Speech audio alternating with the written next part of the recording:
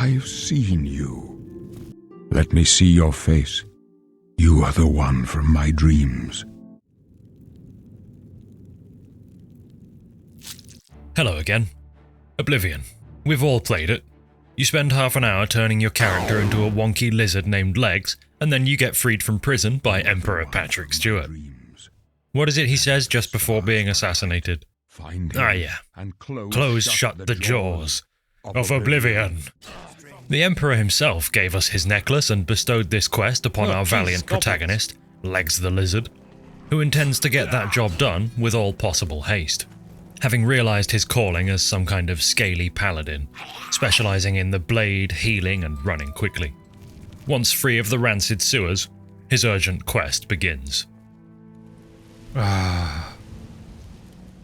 Beautiful, beautiful Oblivion. Yes. Right. I promised I'd go to Waynham Priory immediately, so that's what I'm going to do. Which, for some reason, in Oblivion, means fast traveling there. Because you can just do that from the beginning.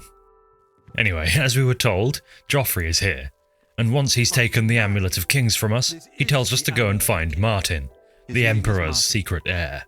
He's a priest in Kvatch, south of here. Legs ransacks Joffrey's supplies, arming himself with a big fat claymore, and heads south to Kvatch, only to find a distressed weirdo yelling at him on the road about demons and such. The guard still holds the road, but it's only a matter of time before they're overwhelmed. Sure enough though, further up the hill, the sky turns red and Legs finds the city guard standing around. Savlian Matthias tells Legs that Martin is still inside Kvatch, so in Legs goes, right past the big red portal and into town, where he demonstrates his undeniably impressive but ultimately useless dancing capabilities whilst slicing up some scamps. Them dealt with, into the chapel, where we find Martin. Have you brought... Legs tells him that he's the Emperor now, or something like that, and we need to leave immediately, but he won't go until the Oblivion gate outside is closed. Okay, I'm pretty sure Legs can manage that. In he goes, and after killing a few trillion scamps, Legs runs into the tower where the Dremora live and guard the Sigil Stone. Get your ass back here! Which is the thing you need to yank out of the fire here to close shut these particular mandibles of Oblivion. Every time you do this, you get to keep the Sigil Stone and you can use it to enchant a piece of gear. In this case, either on a weapon that would damage enemies' fatigue, or on your armor to buff your own. Anyway, Legs runs to let Savli and Matthias know that it's done, and they run into Kvatch together to finish off the remaining Deirdre. Legs runs into the chapel and then rather confusingly goes to sleep for an hour in order to rest and meditate on what he's learned, gaining points in strength, speed, and endurance, as he'll do a great many times throughout this quest. After his power nap, Legs talks to Martin, who agrees now to come along and see Joffrey at Waynham Priory. Unfortunately, when we arrive, the place is beset by those Mythic Dawn weirdos. Help! You must help! They're killing everyone at Waynham Priory. And I think... Luckily, they're awfully polite. I don't know. I think they're right behind me. Prior Madrel is dead. Yeah. After dealing with the problem with some help from Martin's incredibly strong right arm... Whoa! Jesus, Martin. Legs picks up a sweet katana from a corpse, and then we head to find Joffrey in the chapel. With his assailants also killed, we go to find the Amulet of Kings, which I suppose Joffrey has just been hiding in a random drawer at his desk. Yeah, no shit they've taken it. Good job, you senile old fuck. Sorry. What I meant was... Oh no! We must retrieve it at once. So, we're off to Cathode Ray Tube where Martin will be safe. Fast travel to class. Why can you just fast travel everywhere? Why can you just instantly fast travel everywhere? Who thought that? Oh, you've got horses. Cool, good to know. Seriously, why can't I just fast travel everywhere? I'm just skipping the whole game. I need a key.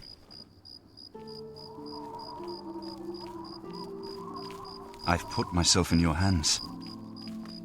As you saw, Legs teleports to CRT and bears witness to some properly cultish behaviour.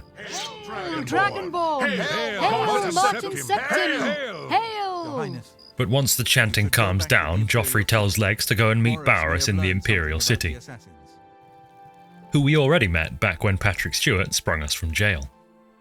He's at a bar with an incredibly obvious assassin waiting to kill him. Don't say anything. Just do what I say. Okay. Listen, I'm going to get up in a minute and walk out of here. That guy in the corner behind me will follow me. You follow him. Okay. Good. So we go into the basement and double team him. He's been carrying around a massive book about the Mythic Dawn on his assassination missions, it turns out. Just volume 1 of 4, though. So Legs' next quest is to acquire volumes 2, 3, and 4 of Mythic Dawn commentaries. Barris, who appears to be poisoned, directs us to Taormina at the Arcane University. But before teleporting directly in front of her, Legs hits the market to sell some of the junk that's accumulated and to buy some steel armor.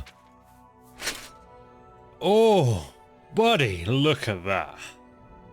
Wowzers. Okay. Right, now, Taormina. Just like Legs, she's a hideous lizard person. Long story short, she can give us Volume 2, but tells us 3 and 4 are considerably more rare, and that we should speak to Fintius, the owner of the bookshop here, about them. He tells us that he's got Volume 3, but it's spoken for by someone else. Thankfully, data protection laws don't exist here, and he tells us that Gwyneth should be here to pick it up relatively soon. What do you want? Your book.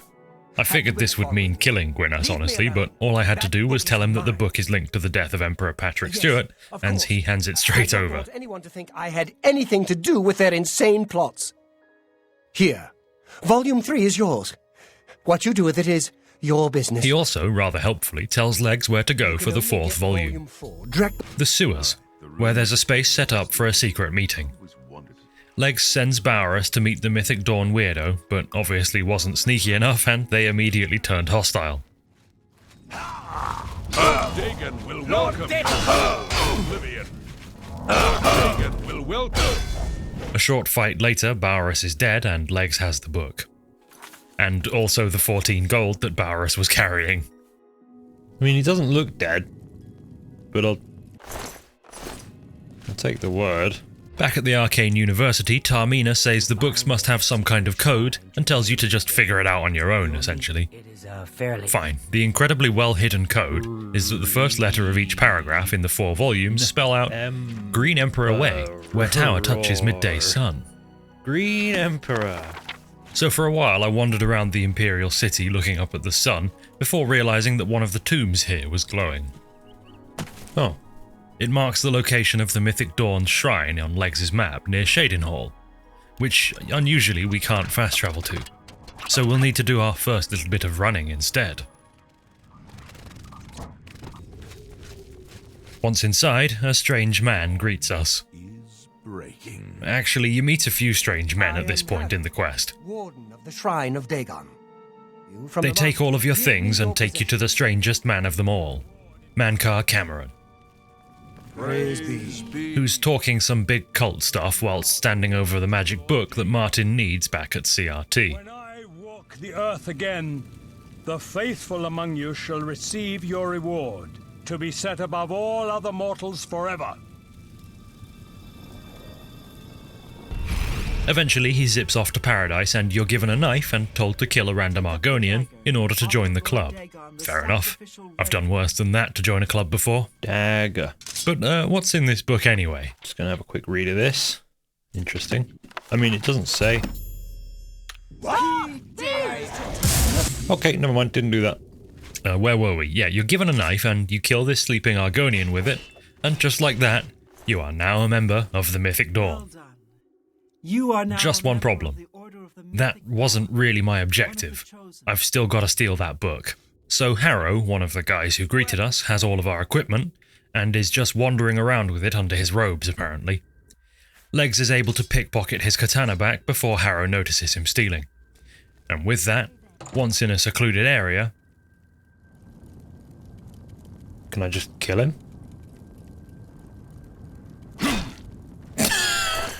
Yep. Now, to kill everyone else. Well, I think this is mine now. The book is ours. Back to CRT with it. I can see you. After Martin has a small outburst about the danger of the book I just brought to him, he tells Legs to speak to Joffrey, as apparently there are spies around. I'm not going to lie, this quest isn't particularly interesting. Sure enough, there's a Mythic Dawn weirdo named Jerl hanging around near the temple. So Legs kills her and takes her keys. In Bruma, Captain Bird gives you the authority to go and ransack her house. So that's what we do. In her poorly hidden basement, Legs finds the Mythic Dawn's plans for Bruma. The document also reveals that there's another spy active in the area, who we'll also need to hunt down and kill. And this being an open-world RPG, who do you ask for information? The local homeless, of course. Jork the Outcast tells Legs possibly the least interesting nugget of quest info imaginable. Ah yes, the other person is staying in the same house you were just rummaging around in. Okay, fine. Back to Jerl's house, and sure enough, there's another random woman hiding there now.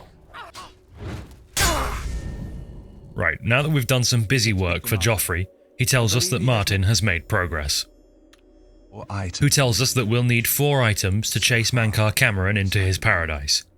The first of which being the blood of a Daedra Lord. Or in gameplay terms, a Daedric artifact. If we read the book Modern Heretics, we're given a map location for the nearest Daedric shrine, where we can go and complete a quest to get one such artifact. This is the second instance of Legs actually having to run to a location. And would you look at that? Emergent gameplay! A random Oblivion gate up here in the mountains, just waiting to be closed shut.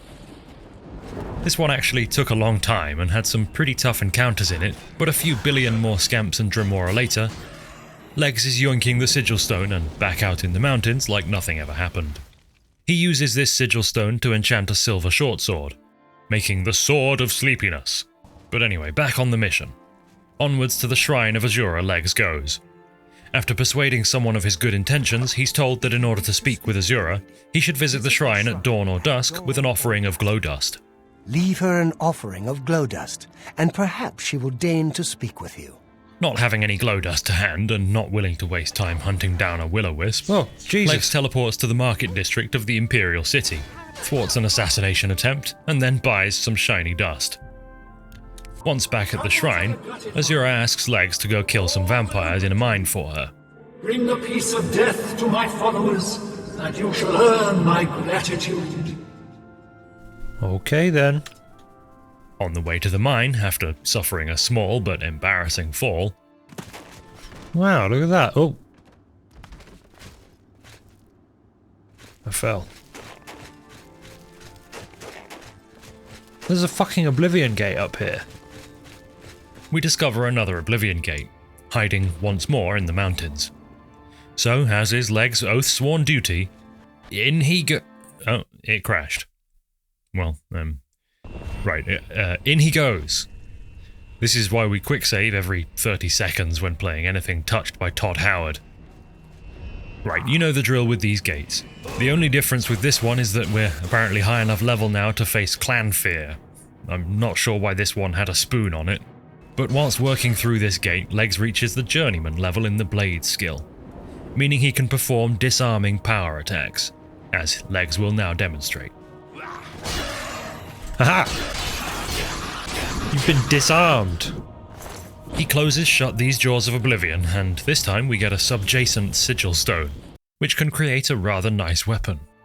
So quickly we'll head back towards CRT to rest and meditate, and also to pick up a fresh katana to craft into a fine weapon.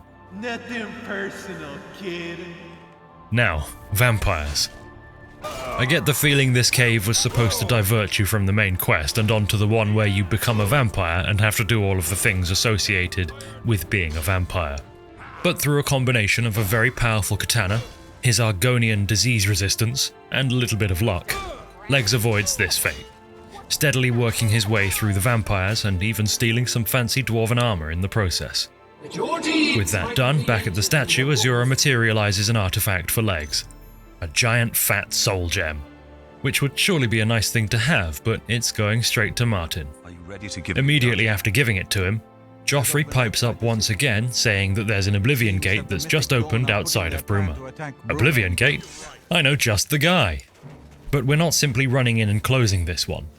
We're showing the guards of Bruma how it's done, so that next time one opens, they can deal with it themselves. They follow Legs through the Scamp and Clanfear-infested wastes, where Legs is scavenging so many shinies in here that he can't even move anymore.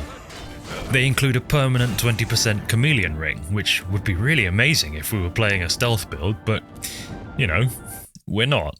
It would have been good though. Anyway, before too long, all of the guards except for Captain Bird are dead, and that's only because he's invincible. But with the gate closed, he's confident that they'll be fine on their own now, without Leg's help. Yeah, I'm not so sure, but whatever. Back at CRT, Martin tells us the next magical thing we'll need for his ritual. The blood of a divine. Sort of. We're to recover the armor of Tiber Septim, which I guess is covered in his blood or something. It's in Sankat Tor, a once sacred place, now turned evil. So once more, Legs is forced to run through Cyrodiil to get to Sankat Tor, to be greeted by very spooky skeletons.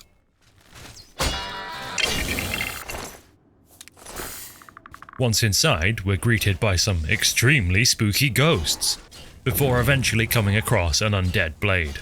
Joffrey did tell us some blades were sent here and died long ago, so this must be one of them. Once Legs has shuffled him off this mortal coil once again, which takes a really long time by the way, their ghost is quite thankful, and essentially tells you that now you have to do the same for the other 3 dead blades, and then they'll open the door to the armor. So that's exactly what Legs does. Each has their own special flavour, and thankfully most die considerably quicker than the first.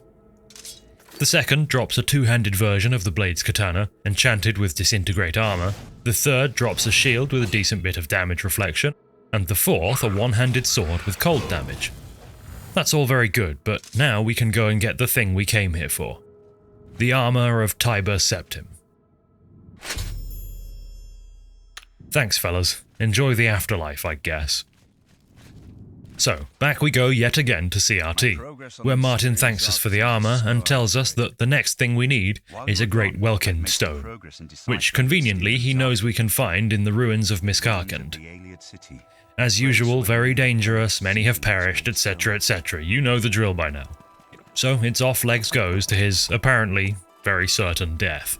Inside we find some very scary goblins and the tankiest zombies any RPG has ever known, as well as a great number of regular Welkin stones and the odd Vala stone. These are valuable magic stones, but not the ones we came for. That one is all the way into the place, here, and it certainly looks and feels like a trap.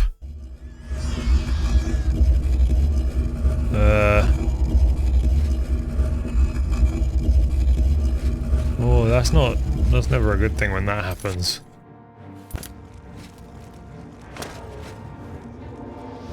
Seeing 75% of his health melt away in one fireball, Legs boldly advances in a rearward fashion, all the way out of Miskarkand. I'm sure that ghost wizard had some amazing loot, but we're not hanging around to find out. Unsurprisingly then, we're going back to Cloud Ruler Temple now, where Martin thanks us for the shiny stone and predictably tells us the next magical item he needs. There's a pretty simple pattern to this main questline. We need a sigil stone, but not the crappy little ones I've been grabbing so far. We need a big juicy one. Luckily, as usual, Martin knows just the place to get one, in the massive Oblivion Gate that we're going to let them open outside of Bruma. You're told earlier to go and convince the other local leaders to take part in this and help out, but, you know, we're working on a tight schedule here. Bruma can deal with this one alone. Before we go into that big juicy gate and get its big juicy sigil stone though, I found this poor old cat lady who's rather struggling to grasp the situation, just casually walking out of Bruma. Opening the Oblivion gates. Do you think any of it's true? Farewell. Okay, anyway, Martin gives a quick speech and then we kill some scamps together because apparently a large quantity of scamp blood summons the big gate. So here it is, in we go. There's a siege engine trundling through here headed for the gates of Bruma, meaning we have 12 minutes to close the gate. Presumably it's that short because we didn't make any friends, but that's okay. You don't really need to fight your way through these situations. Often simply running and jumping is more than enough. The only enemy Legs had to kill in this gate was the Sigil Keeper to get his key. Everything else he just ran past or jumped over.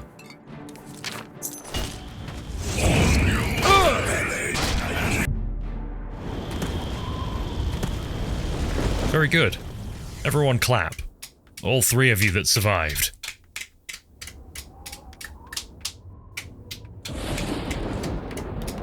We won a great victory here today. Martin tells you now that you should meet him at, you guessed it, CRT, where you can finally chase Mankar Cameron into his paradise and get the Amulet of Kings back. It's nice in here once you get over the Frost Atronach that's trying to fist you. Quickly though, the Daedric side of paradise starts to show, when a Dremora with a very strange set of teeth offers you either service or battle. Naturally, Legs chooses battle and slaughters him, stealing his fancy wrist guards which permit entry to the grotto, where immortal servants of the Mythic Dawn appear to just be tortured for no real reason. I've sort of lost the thread of this paradise. Mankar is talking some total artsy shite into your mind as you work through the caves. It's kind of throwing me off. But if a god can die, how does his heart survive? He is Daedroth!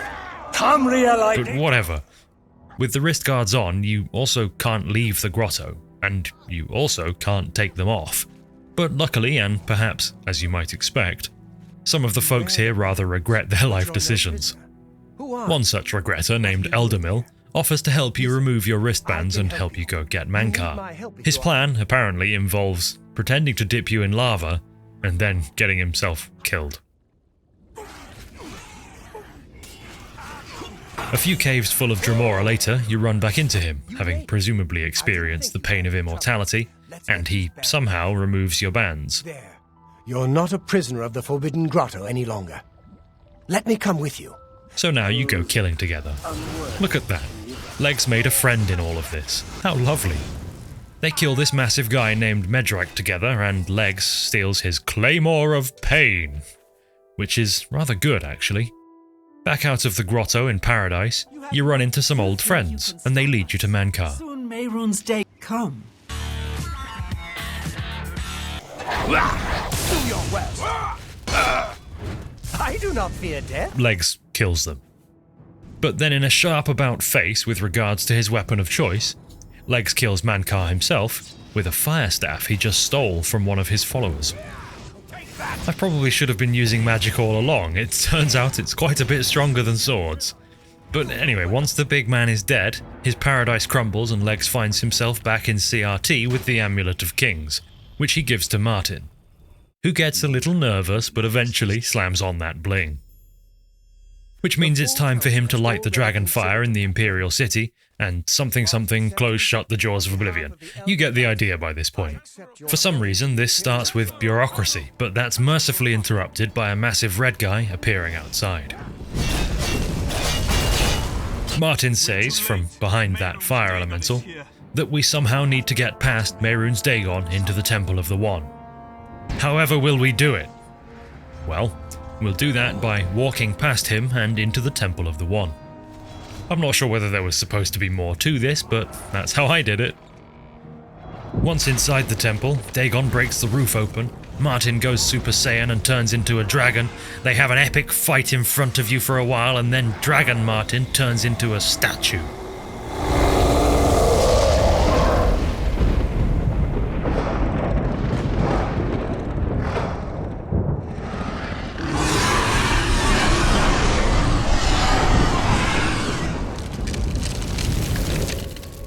And then this very confused man says some stuff. Martin Septim will soon claim his rightful place at the head of the Empire, and the Blades will stand beside him. You were there. You saw his true nature. The blood of the dragon was revealed for all to see. Will. Farewell. Yep. He'll soon take his rightful place. Well, that's Oblivion. 1 minute you're helping the bastard child of an emperor turn into a dragon and slay a Daedric god, and the next you're being named the champion of Cyrodiil by a cloud. I think Legs will go back to his cell now. After killing this fucking guy, that is. Not putting up with Valen Dreth anymore. I'm the champion of Cyrodiil. Anyway, once he's dead, he'll sit in his cell for a very long time. Because if he's learned anything on this journey, it's that it's not safe outside. It's the Deirdre, you see. So he'll remain indoors instead, and you should probably do the same. Until next time, thanks for watching, and goodbye. Subscribe. Oh god, I never said the things. Subscribe, like and subscribe. Oh no, I forgot to put it in the script. I'm ruined. I'm ruined. My wife's gonna leave me. My kids are gonna run away. Oh no. I don't have any kids, by the way. Alright, bye.